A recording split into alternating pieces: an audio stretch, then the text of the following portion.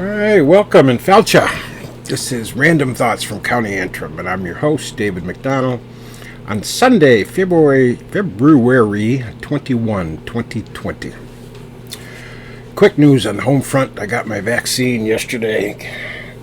Put it in my arm. I got shot number 1. 3 weeks from now, I get stage 2 of the vaccination. I may tell you about that in more detail later, but I'll just say that it was a very, very efficient operation. I was at a high school in about an hour's drive here. In fact, that's my only complaint. There was nothing closer, but that's the way it goes, especially when you live in a rural area like I do. But it was at a gymnasium of a high school, and very efficient in how they got people through, socially distanced, and check in here, do an ID here, next available table, and people scurrying around, and then you go to a table for your shot. And, I think everybody in the local health department was there. There's National Guardsmen there to help with the moving people along, and also some of them were given the injections. Just a very efficient operation, and no pain. Boom, I'm done. At least for 3 weeks until I get the next round. But today what I wanted to talk to you about was Lough Pass in County Mayo.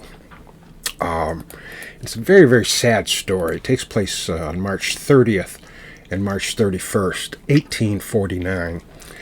And it's but a footnote, I think, to the horrific conditions of the Great Hunger, the famine that hit Ireland in that era. And there was a horrendous loss of life to the Irish during the famine. But I think the British responses to it, particularly the Lough Pass response, I think provides an illustration which still has relevance today in 2021 as we're facing a pandemic and horrific economic conditions across the country. And now we have people in Texas and elsewhere in the South who are suffering due to the loss of power for a week, and the frozen pipes and everything that goes along with it. So I think there's some relevance in terms of how do you respond to a calamity. Relevance today, and I may or may not have time to tie it together to 2021 today, but if I don't have time, I'll do it next week. But here's the quick backstory. The rural Irish were dependent on potatoes for sustenance. And why? Well, that's a separate story. And I've talked about it a lot in various cultural events and hedge schools. And I may tell it at a future podcast. But in 1845, about a third of Ireland's potato crop failed due to a fungus-like creature. That was in 1845, and in 1846, virtually the entire potato crop in the island was destroyed. And it happened yet again in 1847, 1848, 1849, 1850. So you had 6 years without the staple food for the rural Irish, which had a domino effect in destroying virtually everything politically and economically on the island of Ireland.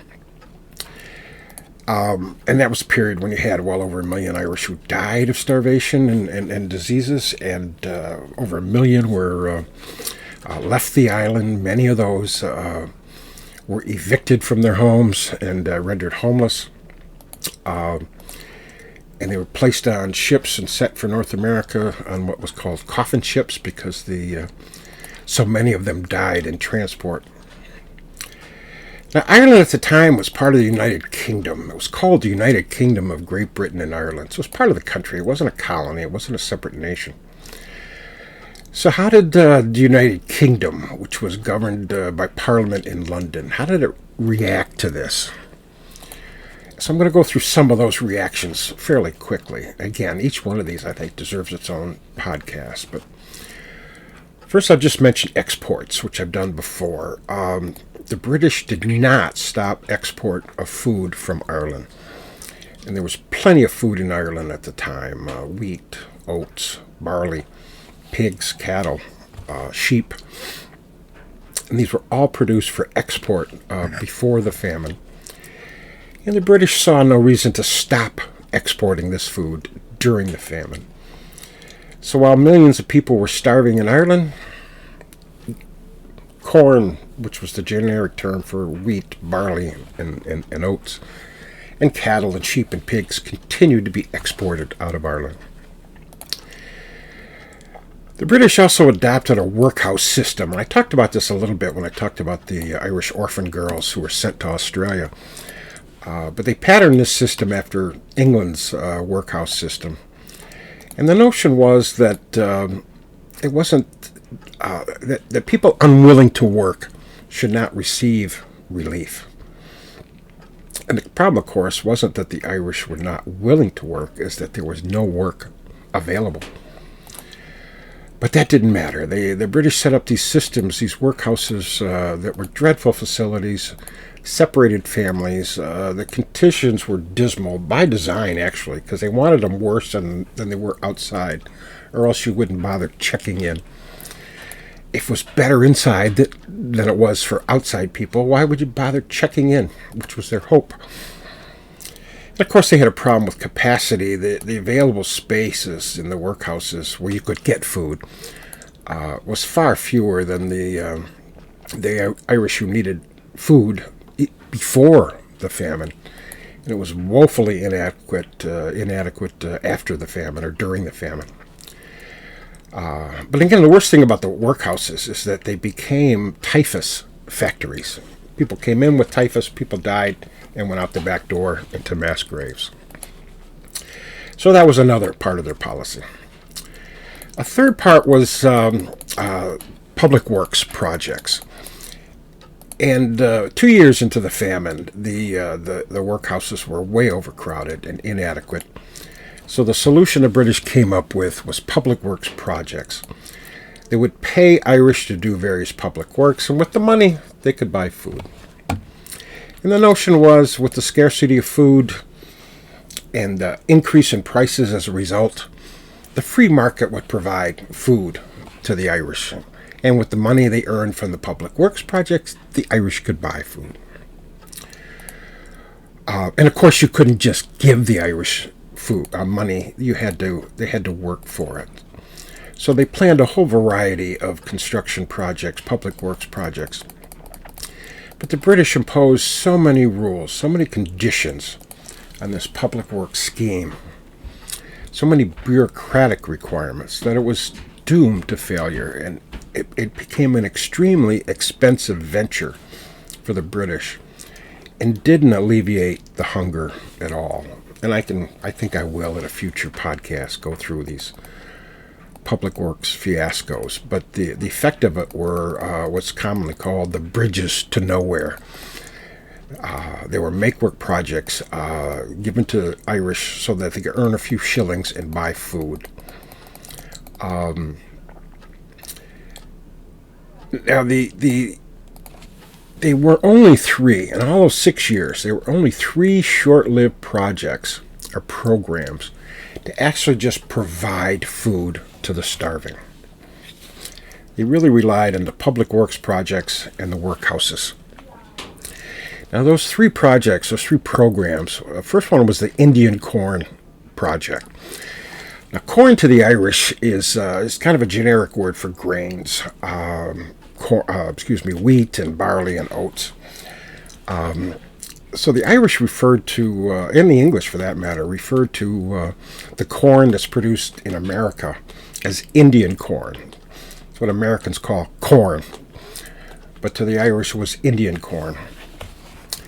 And in 1845, anticipating the shortage that would come, the British Prime Minister ordered 2 shiploads of Indian corn from America for Ireland.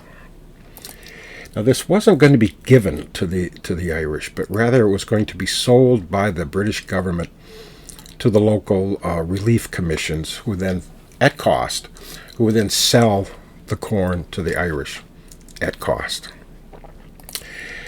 Now, this didn't do any good for the Irish, who did not have the money for the corn at cost or otherwise.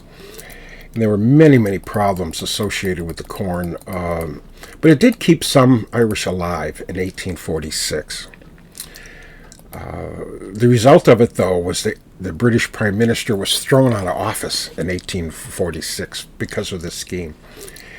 And after that, there were actually shiploads of Indian corn in transit to Ireland from America at that time. And the British sent them back to America. So that program ended in 1846. So you had basically less than a year when Indian corn was provided, at least at relatively inexpensive prices to the Irish. Now, the second time, in fact, after they did the Indian Corn Project, that's when they implemented the public works projects.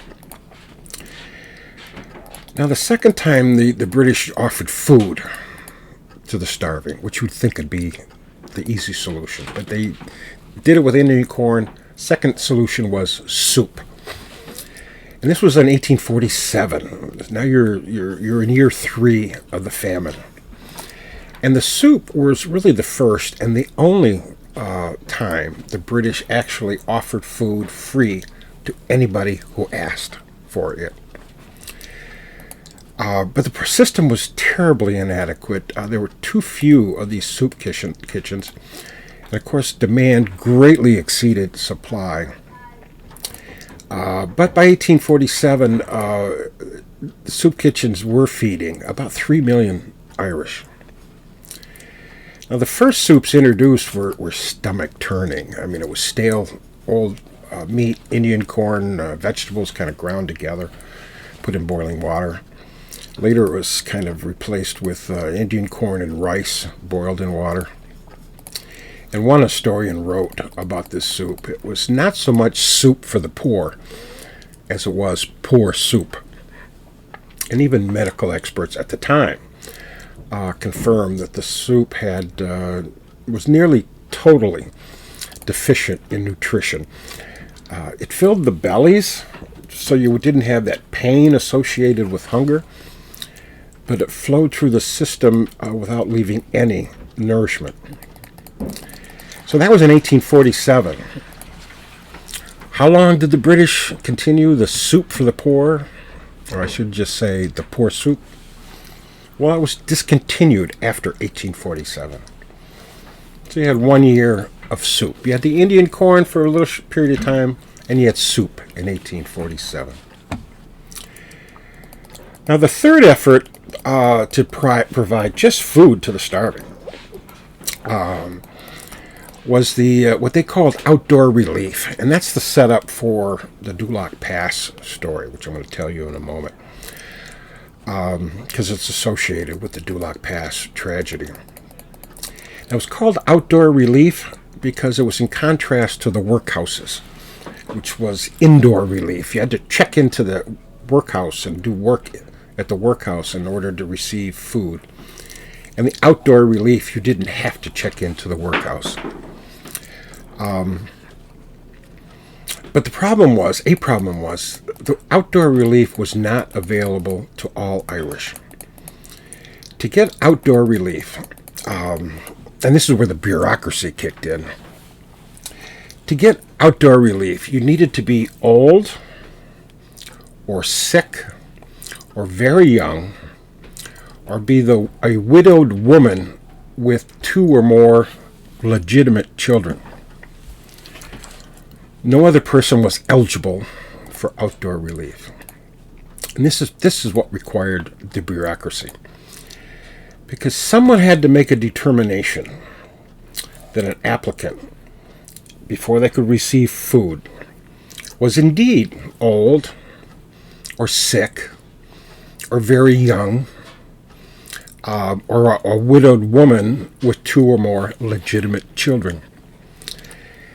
And this person was called an inspector. And the inspector maintained a ledger. And unless your name was put on the ledger by the inspector, you could not receive free food. Now, all the inspectors were English. Now, at the time, nearly everyone in Ireland was unemployed. So it might have made some sense to hire Irish as inspectors, put some people on the payroll and put them to work. But the English did not trust the Irish with this function. Because an Irish inspector might, for example, approve someone for relief who was old but really still young enough to be able to work, or sick but maybe still could do some work and should go to the public works project, or young but maybe still old enough to be able to do work at the public works, and thus perfectly capable of working and not receiving outdoor relief. And an Irish inspector might approve a woman for relief, even though her husband was sick or disappeared, and so she may not have been a widow, or a woman who had 2 children, but maybe one or more of them were illegitimate, or a widowed woman who was taking care of the children of her sister, for example, if her sister had already died of starvation or fever. She was a woman taking care of children, but they weren't 2 of her legitimate children. So the inspectors had to be English. They had to be English in order to guard the English treasury of people receiving outdoor relief who were not eligible for it. Now, these inspectors did not go door to door to verify eligibility. They worked out of what they call poor law districts.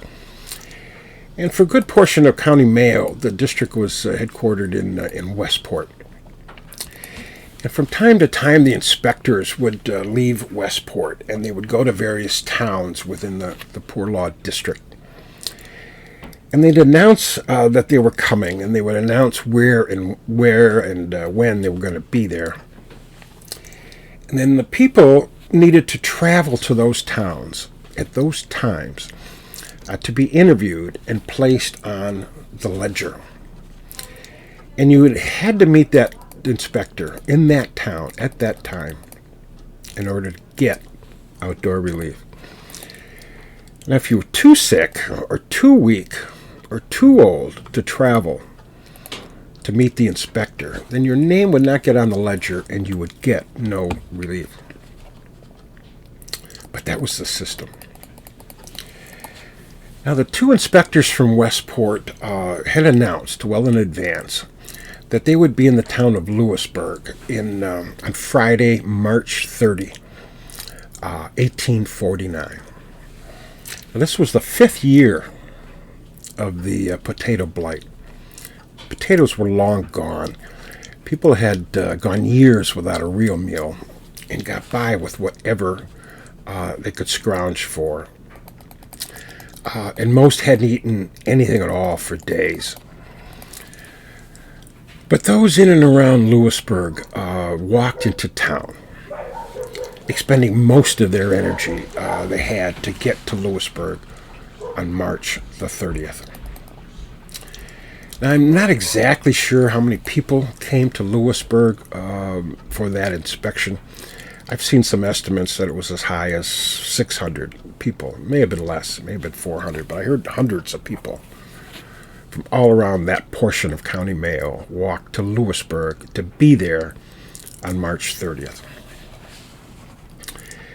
And when the inspectors reached Louisburg, they decided they didn't really want to do the inspections there.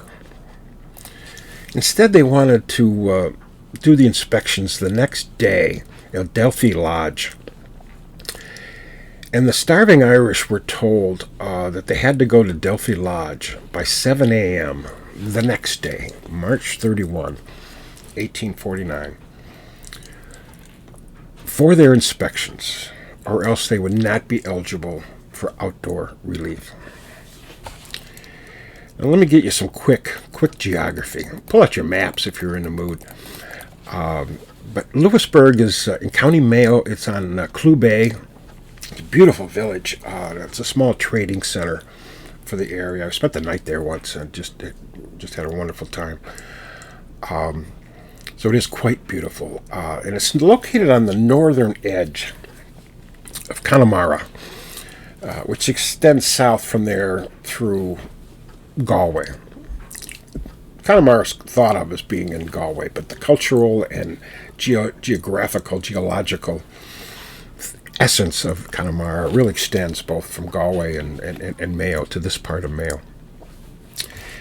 If you travel that stretch from today, from Lewisburg to Delphi Lodge, you'll see very few towns and very few people, for that matter. But you'll see a lot of sheep. They roam around like they own the place, which they do. You have to drive carefully around the curves because there'll be a sheep around every curve. Now, about 10 miles or so south of Lewisburg is Lough. Dew means dark or black in Irish, and loch is lake.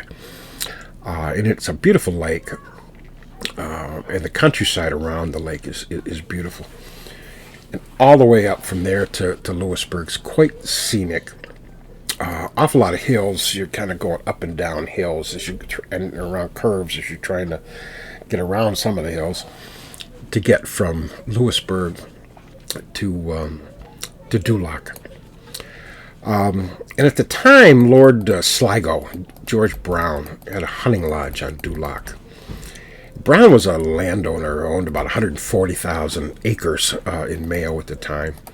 He had tens of thousands of tenants.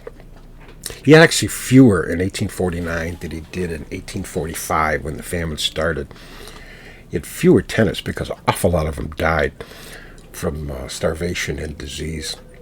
And then he responded to that by evicting most of the others for non-payment of rent. So he had less tenants, but he still was a huge landowner and landlord. And he was also the chairman of the Westport Union Poor Law District, meaning that he was the boss of these two inspectors. And the outdoor relief was funded under the British plan by assessments on landowners, which means George Brown, Lord Sligo, was the main source of funding for this particular poor law district. Bit of a conflict of interest. Now, a little bit south of Lough is Delphi Lodge. It's a beautiful lodge, and it's a destination for fishermen and vacationers today. A lot of fly fishing there. I never fly fished there, but I will someday and stay at Delphi Lodge because it was built just before the famine, and it's still there today. Rivers running all over the place. It's just a great place for outdoor activities. So why did the inspectors who announced they were going to meet in Lewisburg, why did they change the site to Delphi Lodge at the last minute? Well, that was never fully explained. They later claimed they didn't have their ledgers with them in Lewisburg, although they didn't explain why their ledgers were at Delphi Lodge. It's just more likely that they thought they'd be more comfortable staying at Delphi Lodge. Again, it's just a beautiful facility.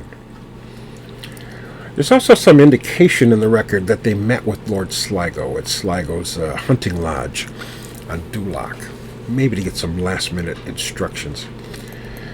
But in any event, the situation was this. The destitute Irish assembled in Lewisburg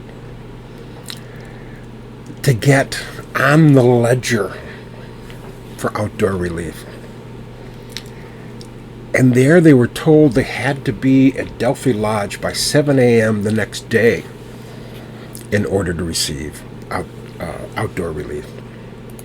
So everyone understood if they were not at Delphi Lodge by 7 a.m. the next morning, they would not receive outdoor relief, and they would not receive food. Now, Delphi Lodge is about 12 miles from Lewisburg, and the journey goes through Lough Pass and then right past the lake Lough, up and down hills and to this beautiful lake. Today, this is a very, very common, or a very, very popular, I should say, pathway for hikers and mountain bikers and so forth, because it's just a very picturesque journey. But keep in mind that people who take that journey today, hikers and bikers, are physically fit enough for that 12-mile journey. Now, by definition, the people in Lewisburg who assembled in Lewisburg for the inspection were old, or sick, or very young, or were widowed women with 2 or more legitimate children. And none of them had eaten well for years.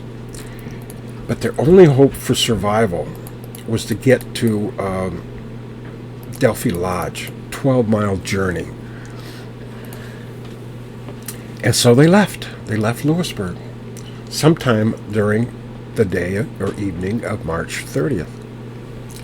And they walked 12 miles, basically all day, to get to Delphi Lodge. Now, those who left late in the day, they were walking at night, perhaps all night, in order to get to Delphi Lodge by 7 a.m. on March 30th, carrying or pulling along young children in the process. Now, think about that 12-mile hike, up and down hills, if you're old, or if you're sick, or if you're carrying or holding hands with a young child or 2. And if you hadn't eaten in quite some time, what kind of journey was that for those people? Now, as I said, as I understood, there may have been as many as 600 people who started that journey. Hundreds of them made it to Delphi, where they were added to the ledger and eligible for outdoor relief. But many did not make it. Of the hundreds that started, 400, 500, 600 who started, hundreds made it, but what about the hundreds who didn't? Many of them gave up. Many of them went home. Many of them couldn't do it. And many of them died on the trip. A few days after this, would have been early April, a mother, a son, and her daughter were found dead on the roadside between Lewisburg and Delphi Lodge. At the same time, 2 men were found about halfway between those 2 sites. And their bodies had been eaten by ravens and dogs. The coroner officially listed 7 people between Lewisburg and Delphi Lodge whose bodies were found there, and he listed the cause as starvation and fatigue. But he also noted there were dozens of others who left on that journey who never made it to their homes and thus were presumed dead. And finally, the coroner, the official coroner of County Mayo or in that community, noted that many of those who did make it home were so fatigued with cold and with hunger that they probably did not survive very long. I'll just give you one more gruesome fact before we'll wrap that part of it up. But almost 100 years later, in the 20th century, there were some real strong winds and a storm and strong winds that kind of excavated some of the banks of Lough. And it exposed several skeletons, and they were all children, buried or left on the banks of Lough during the hunger. And those children were all reburied at a nearby cemetery. So it's really hard to determine with certainty how many people died on that journey. And as I noted earlier, it's about a footnote. When you have a situation over a several-year period where well over 1 million people die, it's hard to document or to grant too much significance to an event where maybe the death toll was in the dozens or less than 100, or even if it was a few hundred. It's but a footnote to the vast amount of people who died during that period. But at the same time, I think it's a human story. I was able to find an awful lot of information about that walk and that particular incident in Great Hunger history, and able to tell that story to you today. Now, there is a Famine Walk in remembrance of Lough Pass. And since 1988, it's a group in Ireland which makes that walk from Lewisburg to Delphi Lodge, and it's sponsored by what's it called? It's called ACRI, Action for Ireland, and it's done as an awareness and a fundraising effort for hunger relief worldwide. Now, I think I'm at my 30-minute mark, and I really did want to talk to you about how do you face the same kind of situations where people are in need of help today. And I mentioned some of them, obviously pandemic and related and economic related. And there's the issue between the bureaucracy and the need to give aid to people quickly. On the other hand, make sure you don't waste money, especially taxpayer money in the process. And I think I'm running out of time, so I'm not even going to deal with that issue today. If I'm motivated, I'll deal with it next week. But I thought I'd do it in the context not just of a political discourse, but of the human story of Lough Pass.